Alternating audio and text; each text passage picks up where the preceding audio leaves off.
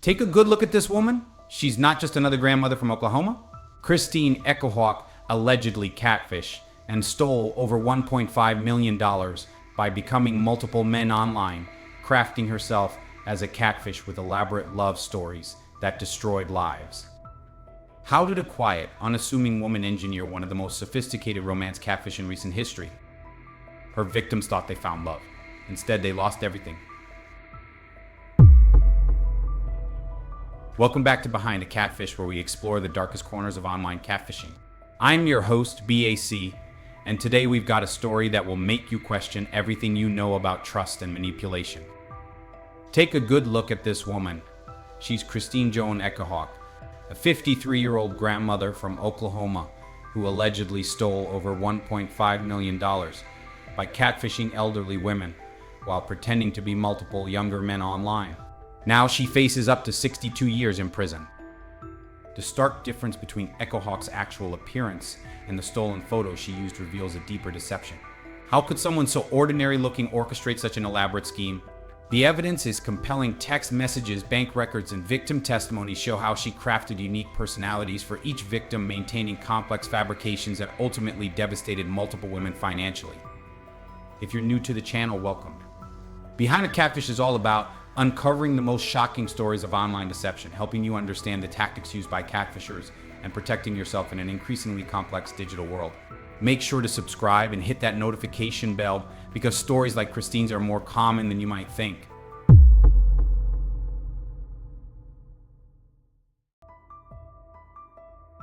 Behind every catfish profile is a real person, and in this case, it's Christine Echohawk, a 53-year-old grandmother from Cleveland, Oklahoma.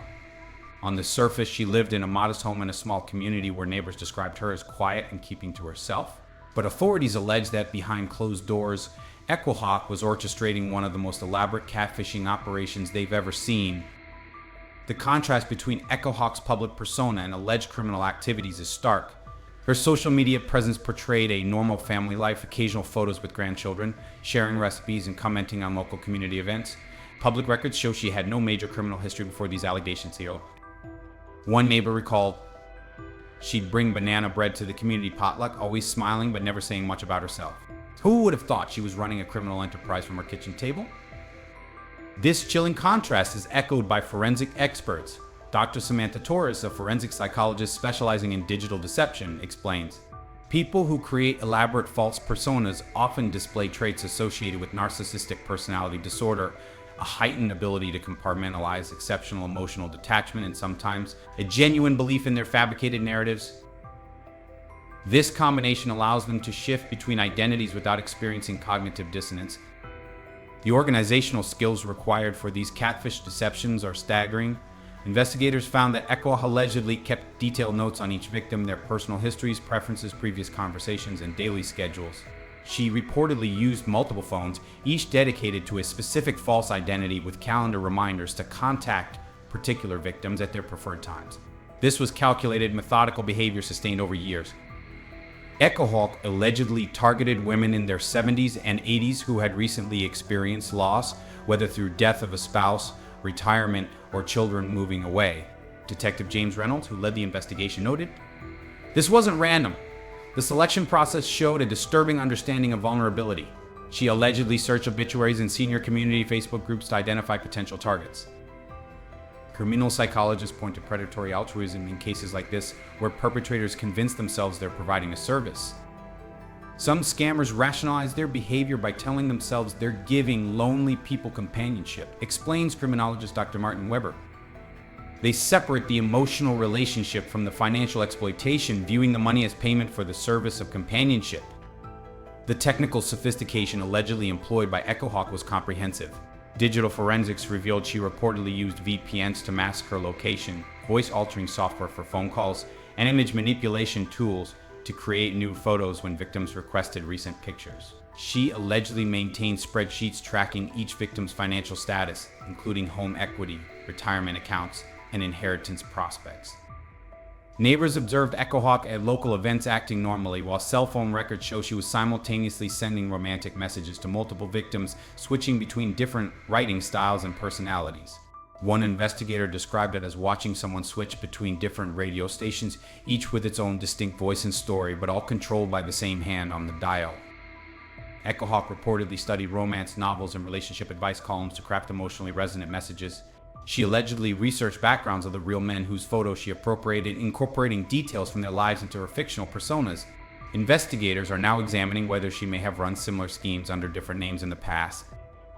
Creating the perfect digital boyfriends. The gallery of fictional men in Echohawk's alleged scheme wasn't just impressive, it was masterfully crafted. 3 distinct personas, Edward Lotz, Jason Morris, and Glenn Goddard, each had their own unique personality traits, communication styles, and fictional lives. These weren't just random names and stolen photos. They were carefully developed characters in an elaborate performance where the audience never realized they were watching a one-woman show. Like a playwright directing multiple leading men in a twisted drama, Echohawk allegedly crafted each catfishing character with distinct motives and personalities. Edward Lotz, introduced in April 2023, became the vehicle for one of her most successful alleged manipulations. This character presented a compelling backstory involving financial hardship and the promise of future wealth. Court records show that Echohawk, operating as Lotz, created a tale of urgent debt that needed resolution before a fictional $2 million inheritance could be released. The narrative convinced one victim to sell her home, sending over $600,000 to this man who existed only in digital messages. Jason Morris, by contrast, operated with a completely different backstory. This persona claimed to have an oil vessel stranded in Turkey requiring immediate financial assistance.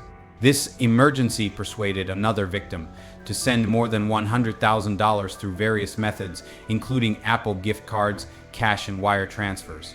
The diversity of payment methods revealed a sophisticated understanding of how to extract funds while minimizing detection.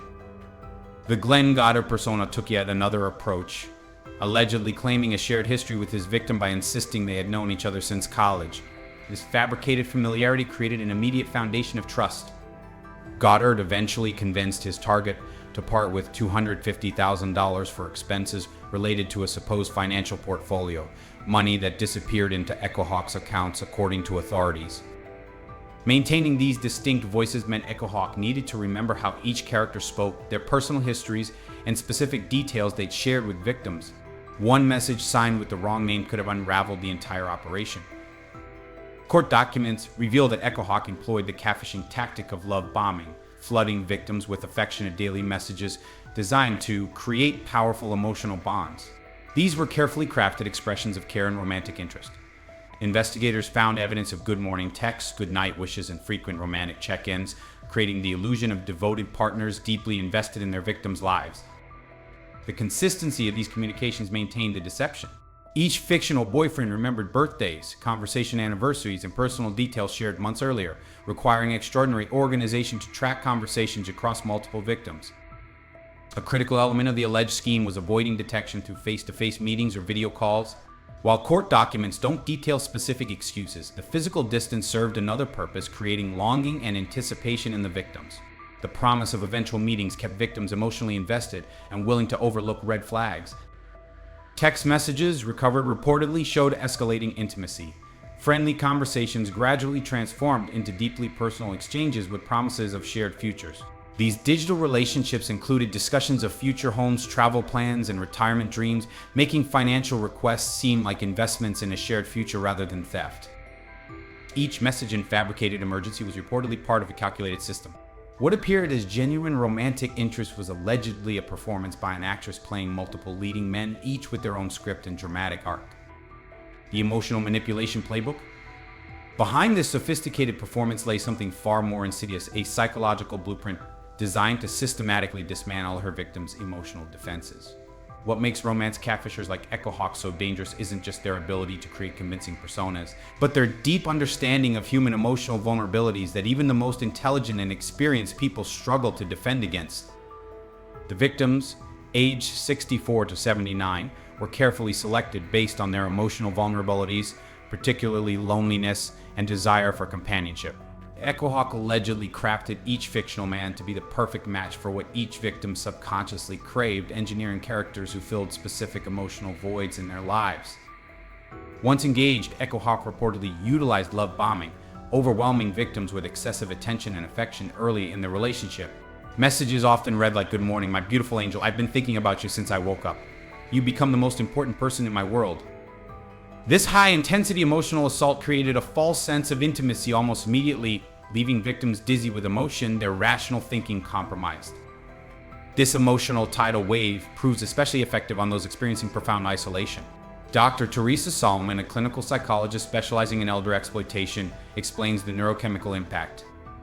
When someone has been experiencing an emotional drought, even the slightest show of affection can feel like a downpour. The brain releases oxytocin and dopamine, the same chemicals involved in addiction, creating a powerful emotional bond that overrides critical thinking. With emotional hooks firmly set, Echohawk reportedly isolated her victims from their support networks. Friends and family expressing concern were characterized as jealous or controlling.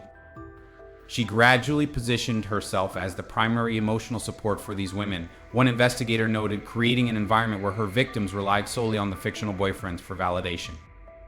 Echohawk's alleged approach incorporated intermittent reinforcement, a psychological principle creating powerful emotional addiction. By alternating between periods of intense attention and unexplained distance, she reportedly kept victims in constant emotional yearning. This unpredictable pattern creates stronger attachment than consistent positive attention, much like a slot machine's unpredictable rewards keep players engaged. With emotional control established, the financial exploitation began through foot-in-the-door technique. First requests were small, perhaps helping with a minor bill. Each compliance lowered psychological barriers to future requests. What started as $50 gradually escalated to thousands for manufactured emergencies. These financial requests were wrapped in artificial crises designed to trigger protective instincts. The fictional catfish boyfriends appeared as good men facing temporary misfortune, debts, medical emergencies, or business problems solvable with just a little gallop. The emotional pressure short-circuited rational decision-making. The most disturbing example was the 79-year-old victim who sold her home to send over $600,000 to Edward Lotz. This culminated after months of psychological conditioning. Lotz had allegedly described a debt that, once paid, would unlock a $2 million inheritance. The victim believed she was investing in their shared future and helping someone she loved overcome a temporary obstacle. The carefully constructed emotional environment made it nearly impossible to recognize catfish deception. The combination of isolation, deep emotional attachment, and urgency of fabricated crisis created perfect conditions for catfishing exploitation. What might seem obviously suspicious to outsiders was effectively normalized within the carefully controlled emotional bubble Echohawk had reportedly created. Following the money trail? While the emotional manipulation was masterful, the money trail tells an even darker story. Behind every heartfelt text message and fabricated emergency lurked a sophisticated financial operation designed to extract maximum profit while staying just under the radar of banking security systems. What appears as random, desperate pleas for help to the victims was allegedly part of a calculated financial strategy that moved $1 million through an intricate web of accounts, eventually converting much of it to untraceable cryptocurrency. The financial side of this scheme operated like a labyrinth, with each twist and turn deliberately designed to obscure the path of deception. Victims were gradually conditioned to provide funds through multiple channels. Wire transfers handled larger transactions, while gift cards offered quick, anonymous cash injections that proved harder to trace. Court documents reveal Echohawk allegedly directed victims to specific payment methods based on the amount and urgency of the fabricated need, displaying a sophisticated understanding of financial vulnerabilities. Each fictional persona maintained their own catalog of financial emergencies, carefully tailored to seem both urgent and legitimate. The oil vessel stranded in Alaska needing fuel story created a crisis combining a concrete, visualizable problem with dire consequences if left unsolved. Other scenarios included debts blocking inheritances and expenses for fictional financial portfolios, calculated narratives designed to bypass logical questioning and trigger immediate emotional responses. She allegedly coached victims on what to tell their banks when making large transfers. Tell them it's for a family investment. One victim was instructed before attempting to wire six figures. Another was reportedly told to say funds were for home renovations, rather than admit they were sending money to a romantic partner they'd never met. This deliberate circumvention reveals a concerning awareness of how banking fraud detection works. Court records indicate Echohawk allegedly opened numerous accounts specifically to receive these funds. The money would quickly move through a series of transfers, creating a confusing trail that obscured its origin. The final step involved converting significant portions into cryptocurrency, creating a virtually untraceable endpoint for the stolen funds. The human cost of this elaborate scheme is devastating. A 79-year-old woman now faces homelessness after selling her residence to $600,000 to her fictional catfish boyfriend. Others depleted retirement accounts built over decades, with victims losing between $170,000 and $250,000. These transactions represented shattered dreams, vanished security, and futures suddenly thrown into uncertainty.